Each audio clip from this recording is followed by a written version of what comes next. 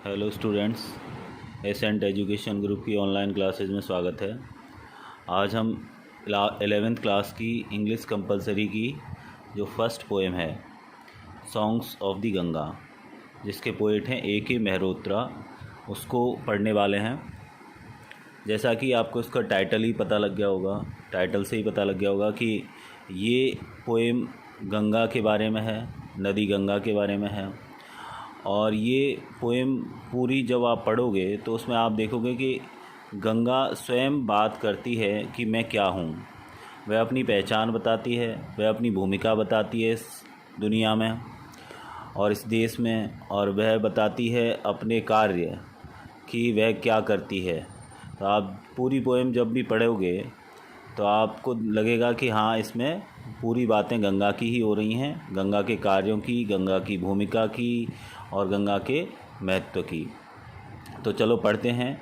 बड़ी easy poem है, आप भी इसके छोटे छोटे सेंटेंस हैं समझ सकते हैं। स्टार्टिंग होती है, गंगा नदी अपना परिचय देती है। पहली लाइन देखिए, आई एम गंगा, मैं गंगा हूँ। ठीक है, अपना इंट्रोडक्शन देती है पहली लाइन में, आई एम गंगा, मैं गंगा हूँ। स्नो फ्रॉम द माउंटेन्स, और मैं बर्फ़ हूँ। किसकी? माउंटेन्स माने पर्वतों की। तो आपको पता ही है गंगा नदी कैसे बहती है कि जो हिमालय पे ग्लेशियर हैं, जो जमी हुई बर्फ़ है, वो धीरे धीरे धीरे धीरे पिघल कर और क्या करती है, जलधारा का निर्माण करती है, और वही शुद्ध पानी गंगा नदी के रूप में परिवर्तित हो जाता है, बह जाता है। तो वो कहती है कि मैं स्नो फ्रॉम द माउंटेन्स, मैं पर्वतों की बर्फ़ हूँ। क्योंकि नदी, गंगा नदी और अधिकांश हिमालय की नदियाँ क्या हैं, वो पर्वतों की बर्फ़ पिघल पिघल कर बहकर नीचे की ओर आ रही है, मैदानों की ओर, तो वो एक नदी बन जाती है। तो वो कहती है मैं गंगा हूँ, स्नो फ्रॉम द माउंटेन्स, मैं पर्वतों की बर्फ़ हूँ। द कीपर ऑफ वाटर, और मैं पानी को रखने वाली हूँ। तो पानी, एक नदी में पानी ही होता है, ठीक है। तो गंगा नदी कहती है द कीपर ऑफ वाटर, कि मैं पानी को रखने वाली हूँ, क्योंकि इसमें पानी ही रहता है। तो ये अपना परिचय हो गया कि मैं गंगा हूँ और मैं क्या हूँ, मैं पर्वतों की पिघली हुई बर्फ़ हूँ और मैं पानी की को रखने वाली हूँ। सेकंड पढ़ते हैं, आई एम द प्लेन्स, कि मैं ही मैदान हूँ। प्लेन माने मैदान। तो वह मैदान क्यों कहती है अपने आप को? क्योंकि आपको पता ही है भारत का सबसे उपजाऊ क्षेत्र क्या है, उत्तर भारत का मैदान। और इसका निर्माण किन नदियों ने मिलकर किया है? गंगा, यमुना और उनकी सहायक नदियों ने मिलकर किया है। तो गंगा की बड़ी बड़ी भूमिका है भारत के उत्तरी मैदान के निर्माण में, जो कि सबसे उपजाऊ है। प्रतिवर्ष गंगा नदी का पानी उपजाऊ मिट्टी को बहाकर लाता है और उस मैदान में बिछा देता है, इसीलिए यह क्या है, बड़ा उपजाऊ है। तो वो कहती है आई एम द प्लेन्स, कि मैं मैदान हूँ। क्यों कहती है? क्योंकि उसने ही इस मैदान का निर्माण किया है। फिर कहती है I am the foot hills, कि मैं ही तलहटी हूँ। फुट हिल माने तलहटी होती है, कि मैं ही तलहटी हूँ। अच्छा, तलहटी क्या होती है कि जब नदी पहाड़ से नीचे गिरती है तो वह अपने साथ मोटे कंकड़ पत्थर इनको बहाकर लाती है ऊपर से और तलहटी में छोड़ देती है। तो तलहटी में ये मोटे पत्थर कंकड़ जमा हो जाते हैं, इससे ही निर्माण होता है तलहटी का। तो वो कहती है कि मैं ही, और इसका एक और मीनिंग है हिंदी में, गिरिपद, यानी गिरी माने पहाड़, पद माने पैर। ऐसे लगता है गिरी के पैर यही हैं। तो वो पहाड़ के जस्ट नीचे जो मोटे पत्थर कंकड़ जमा हो जाते हैं, जो एक नदी द्वारा बहाकर लाए गए थे, लेकिन अब वो बहाकर नहीं ले जाए जा सकते क्योंकि अब आ गया, ढलान ख़त्म हो गई, तो वो यहीं पर छोड़ दिए जाते हैं। तो इससे निर्माण होता है तलहटी का, गिरिपद का। तो इसलिए वो कहती है I am the foot hills, कि मैं ही क्या हूँ, तलहटी हूँ, गिरिपद हूँ। I carry the wishes of my streams, मैं ले जाती हूँ। कैरी माने ले जाना, विशेस माने इच्छाओं को, कामनाओं को। कहाँ तक किसकी इच्छाओं को? ऑफ माई स्ट्रीम्स, मेरी जलधाराओं की। जो भी जलधाराएँ गंगा नदी में बहती हैं, जितनी भी सहायक नदियाँ, छोटी नहरें, जितनी भी जलधाराएँ गंगा नदी में बहती हैं, तो गंगा नदी कहती है कि मैं उनकी इच्छाओं को ले जाती हूँ। कहाँ तक? टू द सी, समुद्र तक। एक जलधारा की इच्छा क्या होती है, कामना क्या होती है? एक जलधारा या नदी की इच्छा होती है कि वह समुद्र में मिल जाए, अपने गंतव्य बिंदु पर पहुंच जाए। तो वो कहती है गंगा नदी कि मेरी जितनी भी स्ट्रीम्स माने जलधाराएं हैं, उनकी विशेष माने इच्छाओं को कैरी माने ले जाती हूँ टू द सी, समुद्र तक। मैं ही समुद्र तक उन सभी जलधाराओं की इच्छाओं को ले जाती हूँ। और फिर नेक्स्ट लाइन में कहती है नदी, आई am both man and woman. इस लाइन का बड़ा गहरा अर्थ है कि वह अपने आप को किसी भी जेंडर स्लॉट में नहीं ढालती, किसी भी लिंग में क्या नहीं करती, वो अपने आप को निर्धारित नहीं करती। वो कहती है मैं नर भी हूँ, मादा भी हूँ, मैं आदमी भी हूँ, औरत भी हूँ। और इस लाइन का अर्थ क्या हुआ कि गंगा नदी अपने आप को आदमी और औरत क्यों कहती है? क्योंकि मरने के बाद गंगा नदी में दोनों ही क्या कर दिए जाते हैं, उनकी अस्थियां या ये विसर्जित की जाती हैं। तो गंगा नदी दोनों से ही मिलकर बनी है। वह आदमी भी है और औरत भी है, उसमें आदमी भी समाहित हुए हैं और औरत भी समाहित हुई हैं। इसीलिए वह गंगा नदी अपने आप को दोनों ही कहती है, I am both man and woman. Next line देखिए, I am paper boats for children. मैं बच्चों के लिए कागज़ की नाव हूँ। बोट माने नाव, पेपर माने कागज़ की, चिल्ड्रन माने बच्चों के लिए। मैं बच्चों के लिए कागज़ की नाव हूँ। तो गंगा नदी के पास तट के आसपास रहने वाले जितने भी शहर या गांव के बच्चे हैं, वो अक्सर आपने देखा होगा बच्चे क्या करते हैं, कागज़ की नाव बनाकर पानी में तैराते हैं। तो वो इसीलिए कहती है कि मैं बच्चों के लिए कागज़ की नाव हूँ, नाव जैसी हूँ। I M habits for fisherman. और मैं आदत हूँ किसकी? मछुआरों की। अब यहाँ पर हैबिट के दो अर्थ हैं, एक तो आदत और एक आजीविका, यानी उनकी जीविका उससे चलती है। तो मैं फिशरमैन की आदत हूँ, मछुआरों की आदत हूँ। मछुआरों की आदत क्या होती है? वो अपनी जीविका कमाने के लिए मछली पकड़ते हैं।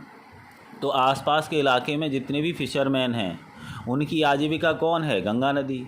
उनकी आदत क्या है? गंगा नदी पर जाना और मछली पकड़ना और अपने घर परिवार का क्या भरण पोषण करना, खाना खिलाना।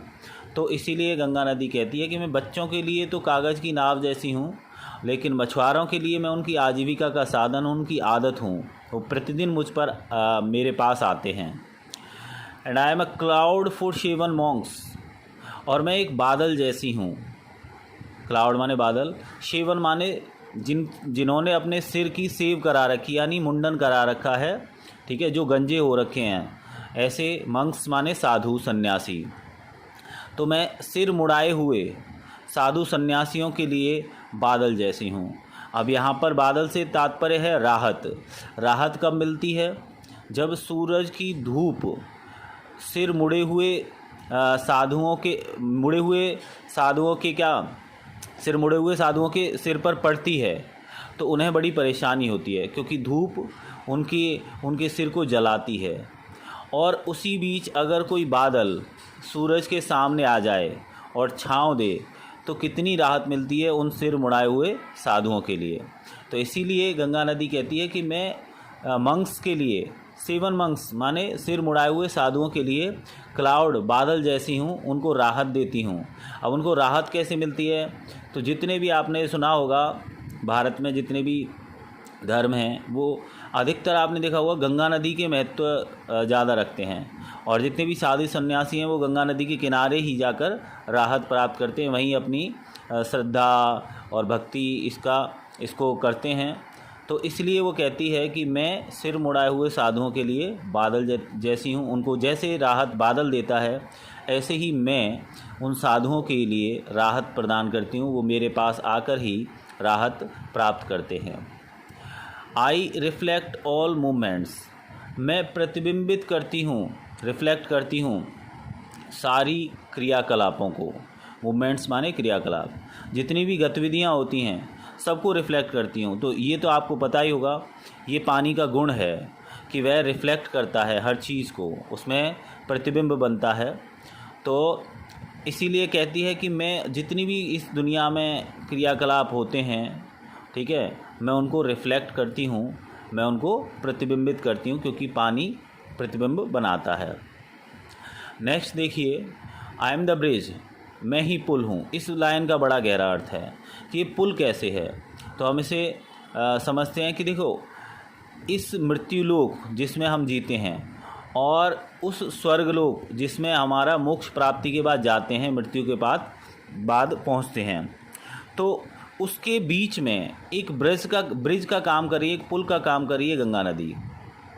तो यहाँ से मरने के बाद आपने सुना होगा कि स्वर्गवासी कब होते हैं, जब कहते हैं कि भाई इसकी अस्थियों का विसर्जन गंगा नदी में कराओ, वही लास्ट स्टेज होती है, तभी उस आत्मा को शांति मिलती है, ऐसा सुना है।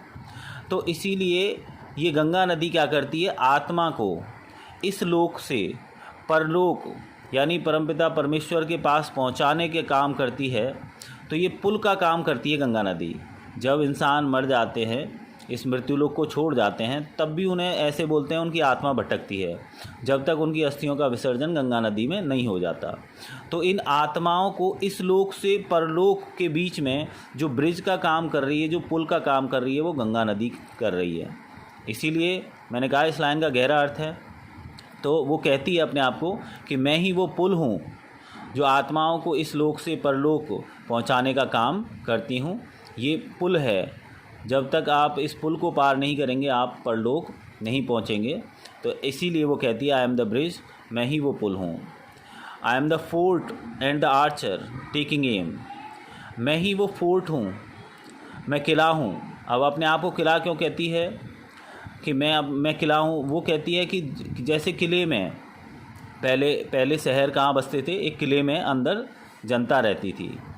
तो वो कहती है कि मेरे पास ही वो साधन है, वो जगह है जहाँ पर सभी लोग समाहित होते हैं, मेरे पास ही आकर बस जाते हैं और मैं ही उन्हें समाहित कर लेती हूँ। जैसे एक किले में जनसंख्या रहती थी, जनता रहती थी, तो वैसे ही वो कहती है कि मैं ही वो किला हूँ जहाँ पर आकर सभी को बसना है लास्ट में। एंड द आर्चर, और मैं ही वो धनुर्धारी हूँ। आर्चर माने धनुर्धारी, जो धनुष बाण चलाते हैं। तो मैं ही वो धनुर्धारी हूँ। टेकिंग एम, जिसने लक्ष्य साधा हुआ है, किस पर? इंसानों पर। आज किसी और का नंबर है, आज किसी और का नंबर है, कल किसी और का नंबर होगा। ऐसे ही धनुर्धारी की तरह उसने लोगों पर क्या किया हुआ है, एम साधा हुआ है।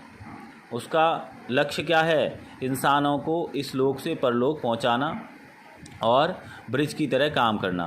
तो इसीलिए वो कहती है कि मैं ही वो किला हूँ जहाँ पर सभी लोग रहते हैं, अंत में आकर यहीं पर रहते हैं। और मैं ही वो धनुर्धारी हूँ जिसने लक्ष्य साध रखा है, और एक एक करके मैं सभी आत्माओं को स्वर्ग की ओर ले जाती हूँ।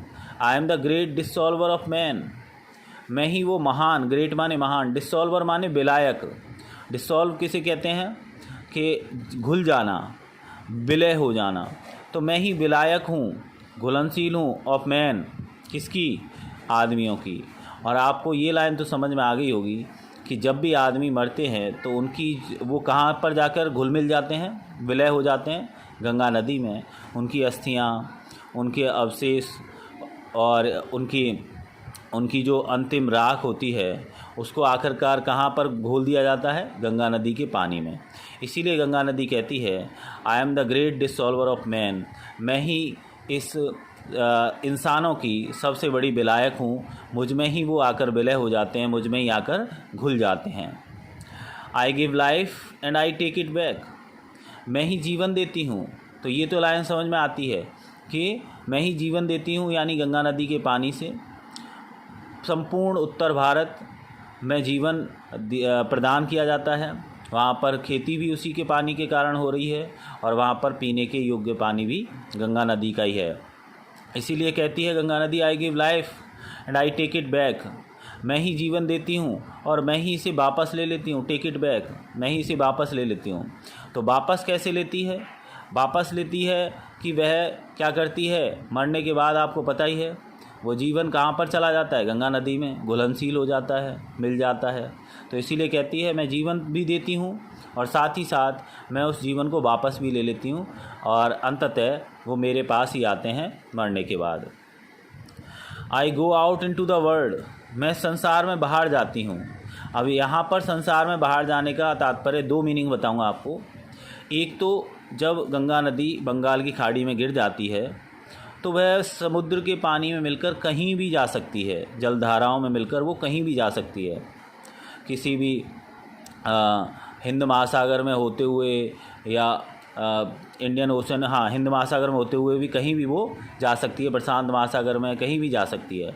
तो इसीलिए वो कहती है I go out into the world. अच्छा, दूसरा मीनिंग है कि गंगा नदी का पानी भाप बनकर जब ऊपर उठ जाता है तो वो हवा के साथ कहीं भी जा सकता है, ठीक है, किसी भी देश में बरस सकता है, वो बादल कहीं पर भी जाकर बरस सकते हैं। इसीलिए वो कहती है I go out into the world, मैं संसार में बाहर जाती हूँ। इसीलिए वो कहती है आई एम द वर्ल्ड, इसीलिए मैं संसार हूँ, ठीक है, मैं संसार में सब जगह व्याप्त हो जाती हूँ, इसीलिए मैं ही संसार हूँ। आई एम नेशंस, मैं राष्ट्र हूँ, कई राष्ट्रों में इसका पानी बरसता होगा, तो इसीलिए कहती है मैं राष्ट्र हूँ। सिटीज़, मैं शहर हूँ, गंगा नदी के किनारे बहुत सारे शहर बसे हुए हैं जो केवल गंगा नदी के पानी पर ही निर्भर हैं, इसीलिए कहती है मैं शहर भी हूँ, मेरे कारण ही शहरों का निर्माण हुआ है। पीपल, और मैं ही लोग हूँ। I am the pages of an unbound book, मैं ऐसे पन्ने हूँ, किसके, अनबाउंड बुक, जिसको अभी बांधा नहीं गया है, बाउंड नहीं किया गया है, तो जिसको क्या नहीं किया गया, बाउंड नहीं किया गया। और हम बुक को कब बांधते हैं, जब उसमें सब कुछ चीज़ आ जाती है, सारी चीज़ें जब लिख दी जाती हैं, तो एक बुक जब कंप्लीट हो जाती है तब उसको बाइंड कर दिया जाता है, बाउंड कर दिया जाता है। लेकिन गंगा नदी अपने आप को कहती है कि मैं एक खुली हुई यानी बिना बंधी हुई पुस्तक के पन्नों जैसी हूँ। अब बिना बंधी हुई पुस्तक कब होगी, जब उसमें कुछ ना कुछ रह गया होगा। तो गंगा नदी की विशेषताएं कभी भी पूरी नहीं होती, वो गंगा नदी की विशेषताएं कभी कंप्लीट नहीं होती, वो बढ़ती जाती हैं। इसीलिए वो कहती है कि मैं एक खुली पुस्तक के पन्नों जैसी हूँ।